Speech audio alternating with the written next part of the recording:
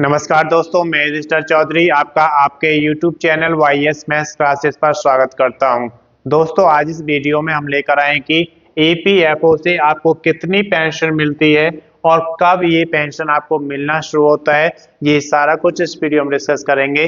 अगर अभी तक आपने चैनल को सब्सक्राइब नहीं किया, सब्सक्राइब करें, वीडियो को लाइक करें और ज़्यादा से ज़्यादा शेयर करें ताकि ये वीडियो उन सभी दोस्तों के पास पहुंचे जो EPFO के थ्रू पेंशन लेने के लिए इंतजार कर रहे हैं।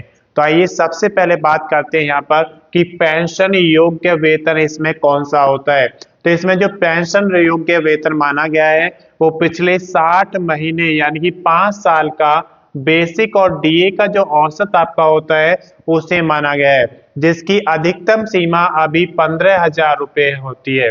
पेंशन योग्य अगर सेवा अवधि की बात करते हैं कि कौन सी आपकी पेंशन की जो सेवा है ली जाती है, कितनी अवधि की पेंशन आपको मिलेगी, उसके लिए कौन सी अवधि आपकी कैलकुलेट की जाएगी। तो इसके लिए कुल सेवा आपकी वर्षों में होती है। कम से कम यहाँ पर 10 वर्ष की सेवा होना अनिवार्य है। यानी कि अगर आप EPFO को थ्रू पेंशन लेना चाहते हैं तो आपकी कुल सेवा की अवधि कम से कम 10 वर्ष की होनी चाहिए। उसके बाद यहाँ पर पात्रता की बात करते हैं तो आपकी पात्रता इसमें क्या है कि कम से कम 10 साल की सर्विस आपकी होनी चाहिए और आपकी आयु जब 58 वर्ष की हो जाएगी तो उसके बाद आप पेंशन लेने के हकदार हो जाते हैं।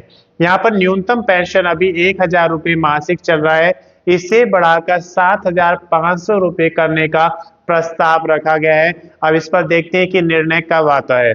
उसके बाद हम बात करते हैं कि इसमें पेंशन की जो गणना है वो कैसे की जाती है। तो यहाँ पर पेंशन योग्य वेतन जो कि हमने यहाँ पर देखा पिछले 60 महीने का बेसिक प्लस डीए का जो औसत है, जो अधिकतम 15,000 रुपये आपका रखा गया है, वो आपका पेंशन योग्य वेतन होता है गुणा समय। ये समय वो अवधि है जो आप पेंशन योग्य सेवा अवधि होती है आपकी, जिसमें कम से कम 10 वर्ष हैं और ज्यादा अगर आपने किया है तो वो आपका कैलकुलेट होता है और इसको भाग कर देते हैं हम 70 से। तो ये आपका पेंशन कैलकुलेट होने का फॉर्मूला है। सेवा अवधि की अगर बात करते हैं कि कितनी सेवा आपने की है, किसी सर्विस आपने की है, तो जो आपका डेट ऑफ एग्जिट है यानी कि लास्ट डेट जब आप वहां से एग्जिट होते हैं उसमें से माइनस कर दिए डेट ऑफ ज्वाइनिंग की, तो आपके नंबर ऑफ वर्किंग डेज आ जाते हैं। उसके अलावा एनसीपी माइनस करने होते हैं। एनसीपी का मतलब है नॉन कॉन्ट्रीब्यूटरी पीरियड।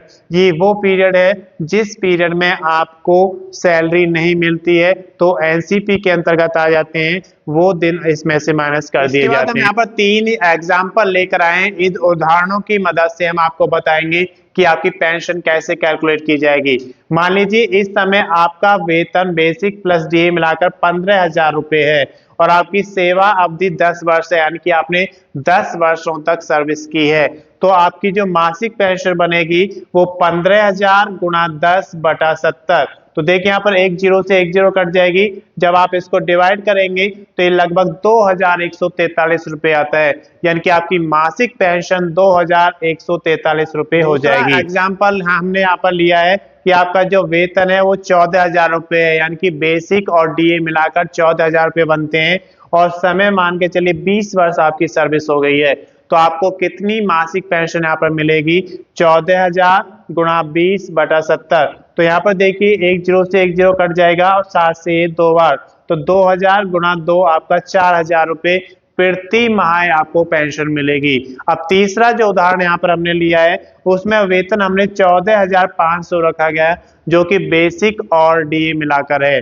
अगर आपकी समय यहाँ पर जो आपने सर्विस की है 30 वर्षों तक की है, तो आपकी मासिक पेंशन कितनी बनेगी? आप यहाँ पर देख सकते हैं 14,500 गुणा 30/70, तो ये लगभग आपकी 6,214 रुपये आती है।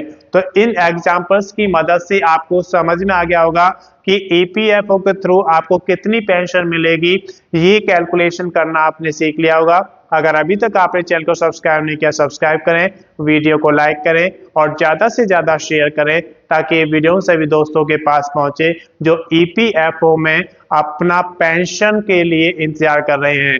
अगर आपने पिछला वीडियो नहीं देखा है तो उसका लिंक मैं इसके डिस्क्रिप्शन में शेयर कर दूंगा, आप वहां से देख सकते हैं। धन्यवाद।